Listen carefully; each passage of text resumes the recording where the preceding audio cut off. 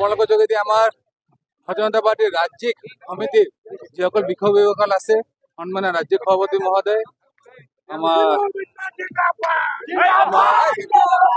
কেন্দ্ৰীয় নেতৃবৰ্গ, আমাৰ সন্মানীয় মুখ্যমন্ত্ৰী সন্মানীয় ডক্টৰ হিমন্ত বিশ্ব শৰ্মা মহোদয়, ৰাজ্যিক সভাপতি দিলীপ শইকীয়া মহোদয়, কেন্দ্ৰীয় আমাৰ সভাপতি নীতিন নবীন মহোদয় প্ৰমুখ্য কৰি আমাৰ সকলো দলৰ সতীৰ্থৰ প্ৰতি আন্তৰিক সন্মান থাকিল, অভিনন্দন থাকিল।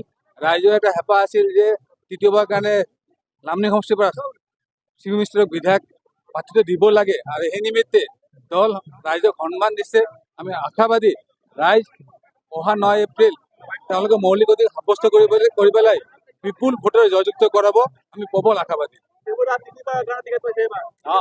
এইটো আমাৰ কাৰণে ডাঙৰ এচিভমেণ্ট। এইটো এচিভমেণ্ট মোৰ বুলি নহয়, মই যিমান দূৰ জানো ৰাইজৰ আশীৰ্বাদ, ৰাইজৰ মৰম, যিমান ৰাইজে মৰম দিছে, ৰাইজে আশীৰ্বাদ কৰিছে, সেইকাৰণে মই চিৰকৃতজ্ঞ হৈ থাকিম আমি ৰাইজৰ কাৰণে।